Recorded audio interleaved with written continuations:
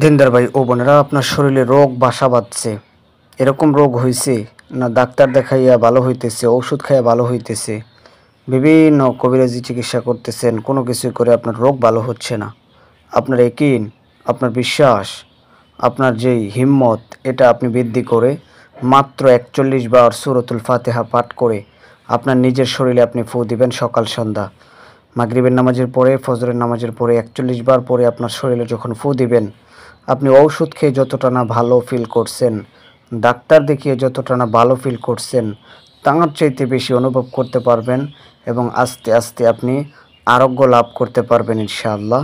আল্লাহ চাহে তো আল্লাহর এই কালাম সমস্ত রোগের শেফা, সমস্ত রোগের যে মূল মহা ঔষধ, সেটা হলো সূরাতুল ফাতিহা। এই সূরাতুল ফাতিহা পাঠ করে ৪১ বার পরে আপনার নিজের শরীরে আপনি দম দিবেন ইনশাআল্লাহ তাআলা। একদিনের আমলি আল্লাহ রাব্বুল আলামিন, আল্লাহ জাল্লে জালালুহু আপনাকে সুস্থ করে দিতে পারেন। আল্লাহর সেই ক্ষমতা আছে। দুনিয়ার কোনো ঔষধ আপনাকে ভালো বানাতে পারবে না, দুনিয়ার কোনো ডাক্তার আপনাকে ভালো বানাতে পারবে না যদি আল্লাহ তাআলার হুকুম না থাকে। আর আল্লাহর হুকুম যদি থাকে, দুনিয়ার কোনো ঔষধ লাগবে না, মাত্র শুধুমাত্র একটি ওসিলার মাধ্যমে আল্লাহ আপনাকে পূর্ণাঙ্গ সুস্থতা দান করতে পারেন। সেই ক্ষমতা আল্লাহর আছে।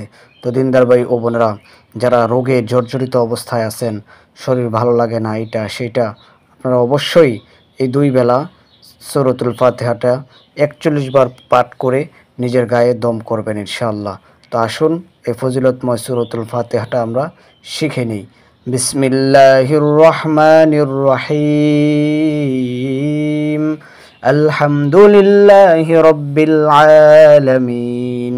আর রহমানির রহিম। মালিকি ইয়াউমিদ্দিন। ইয়্যাকা না'বুদু ওয়া ইয়্যাকা নাস্তাঈন। ইহদিনাস সিরাতাল মুস্তাকিম। সিরাতাল লাযীনা আন'আমতা আলাইহিম গায়রিল মাগদুবি আলাইহিম ওয়ালাদ-দাল্লিন। আমিন।